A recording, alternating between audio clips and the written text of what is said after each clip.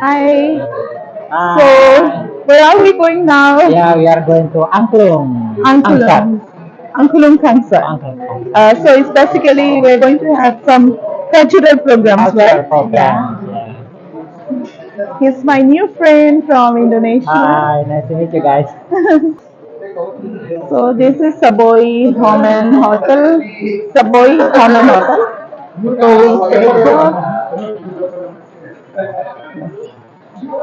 Saboy Homen.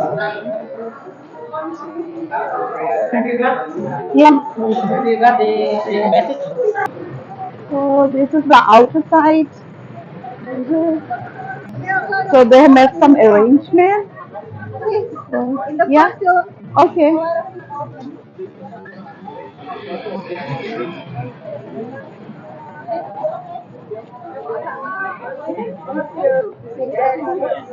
So,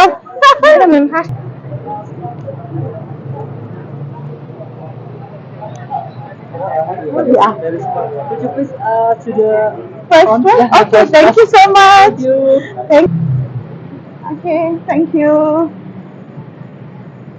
So basically, this is the arrangement.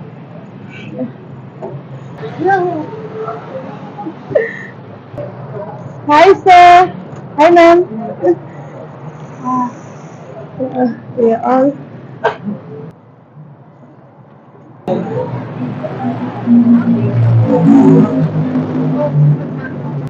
Asia Africa Sport. It is building before Merdeka building. Most alive to grow 1950 feet. Yeah. It's Asia Africa Convention ever. At the time, Angklung is chosen as the guest house of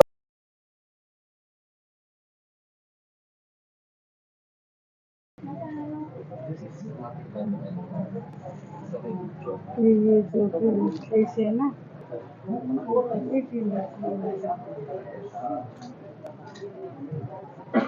madam ये लेके हमारा वहाँ ये hanging करना है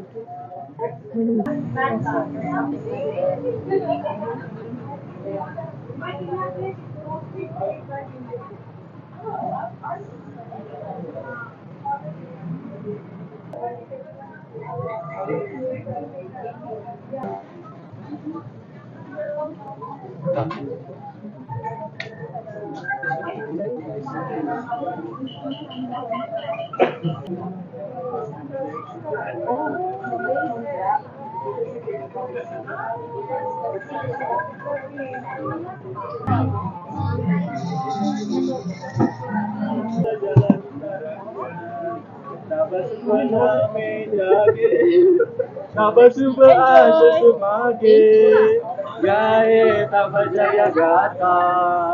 Jana gana mangala jaya kajaya he Bharat bhagya vidata. Jaya he, jaya he, jaya he. Hi. Jaya Hi. jaya jaya he.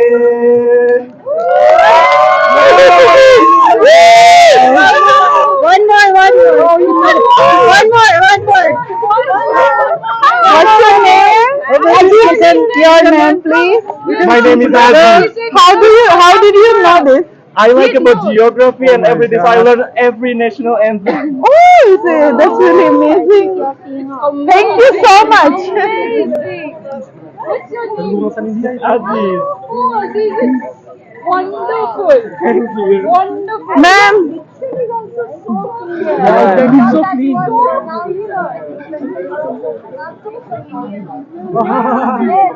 ma'am, what's your reaction? Fantastic. I feel so happy. So proud.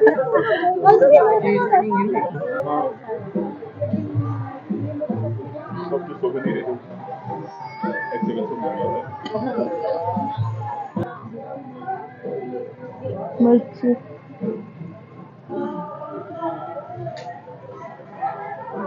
Strawberries.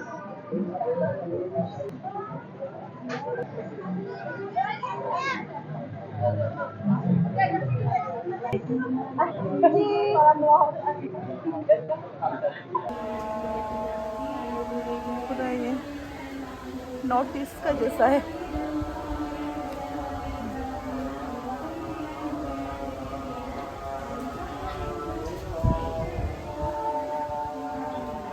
That belong to Indonesian, Indonesia. And Ujo is the name of our founding father. Papa Ujo is a school teacher. Actually, he and his wife start this art center because of his dedication toward children education.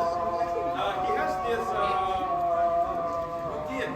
After in the morning time, he back in 2010 as Indonesian Intangible Cultural Heritage. This instrument founded in 8 provinces in Indonesia. In early day, the indigenous people of Indonesia used this instrument as part as ritual ceremony purposes. So they believe when someone playing this instrument, it will attract the goddess of fertility to come to the earth and give the blessing. So when the planting season or the harvest time started, the plant will grow bigger.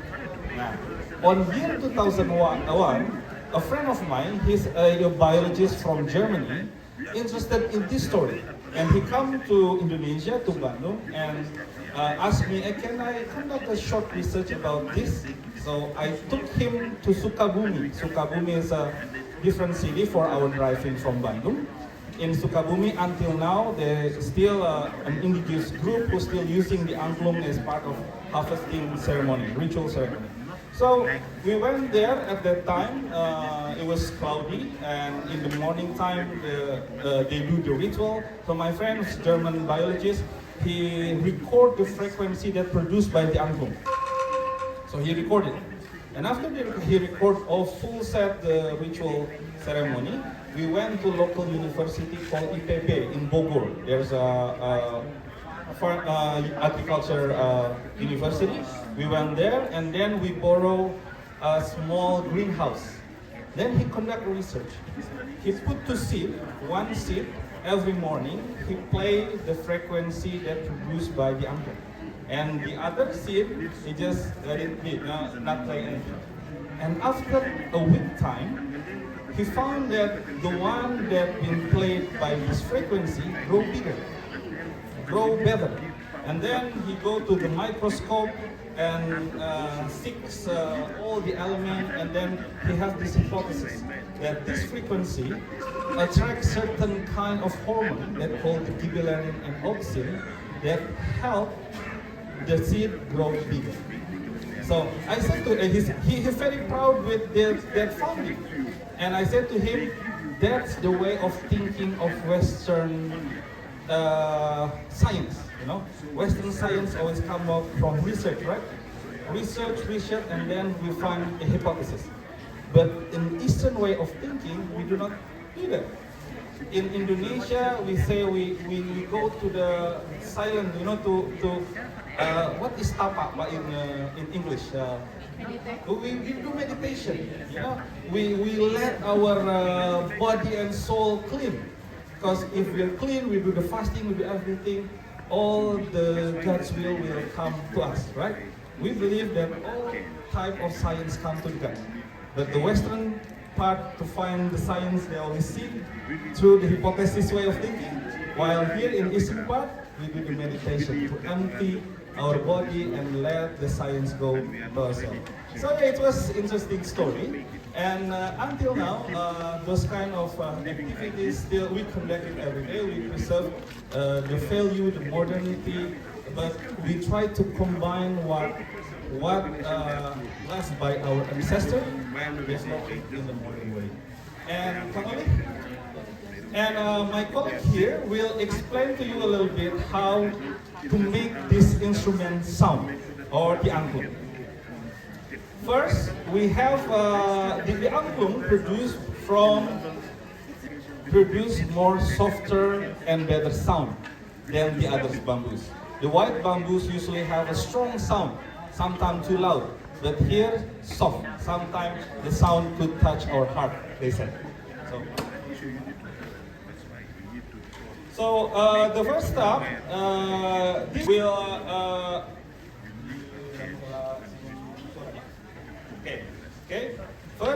the craftsman will cut it by size, and then they will try to make the sound.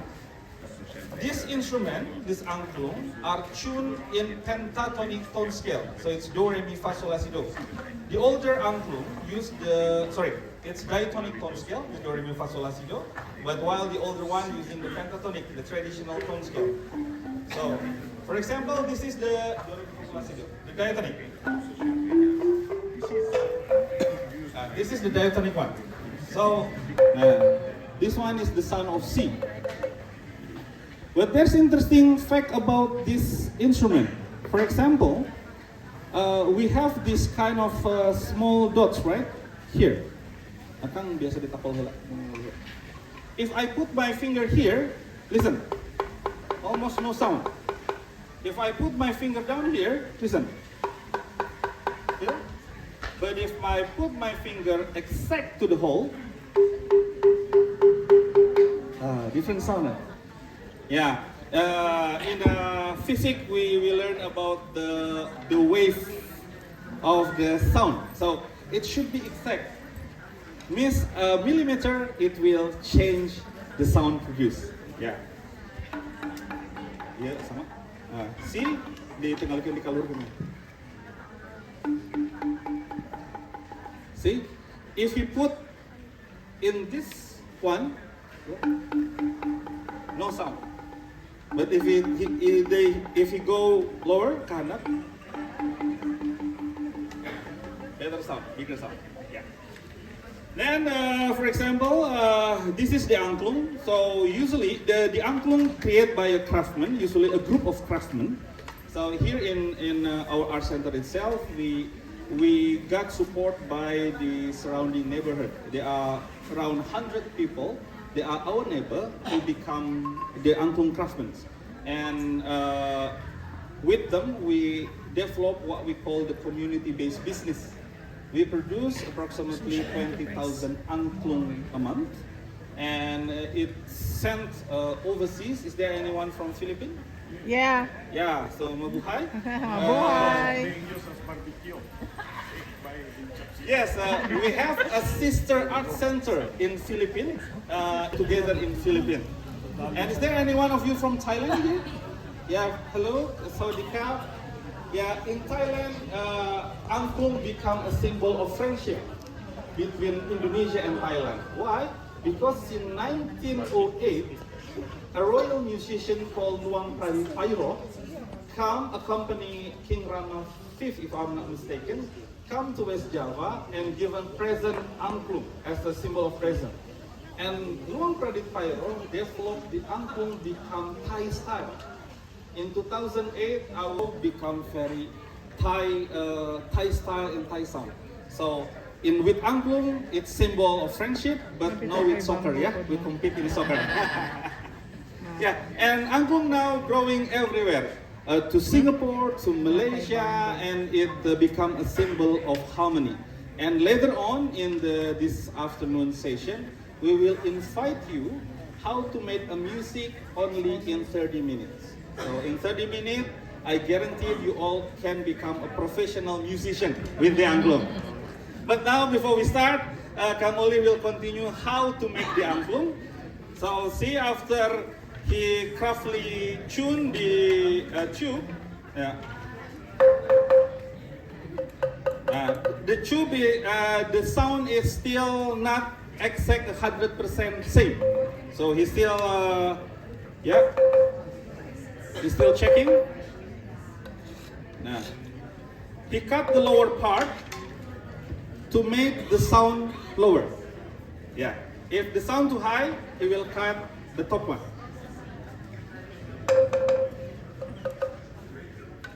Almost the same.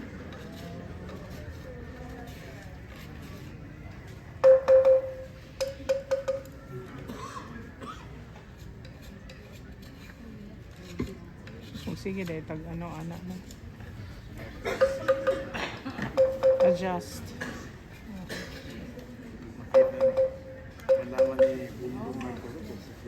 Almost the same, is still not the same. May get ko na di ko yung nagkulog na sa mundo. Hindi ko siya na kuno.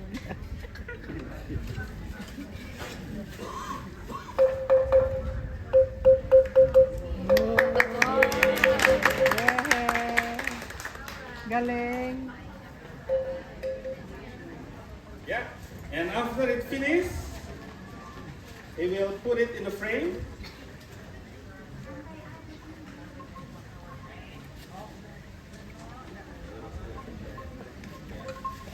And then he will tie it with a rattan. Ah, rattan. Ha?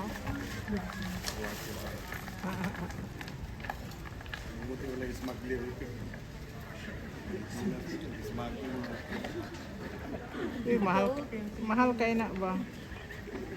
Smuggle.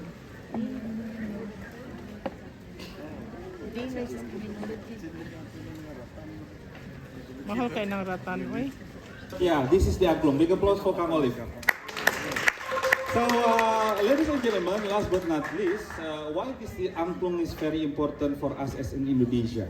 Because through this Angklung lies a basic philosophy and way of thinking of Indonesia, especially Sundanese people. Through the Angklung, our ancestors teach us how to become a social person in a community. Once our elderly passed this message to me through the Angklung. He said, by observing and knowing the Angklung, we will know how to become a better human being. He said, Angklung is instrument that consists of two tubes. Some of the Angklung have more than two tubes, but if it's only one tubes, we will never say it's as an Angklung. It's also symbolized we as a human being, we are social person, not individual. We are taught to have a social life, things about the others, not things about ourselves. The second one, if we see that all the Angklung always contain the small tubes and the big one, they rarely, or I think I never seen Angklung that have a same size. It's always be a short one and a bigger one. It taught us many things. First, from our as a human being should have a vision, an objective, a goals to reach out. So we cannot stay in the same level. Should go stronger, better in everyday life.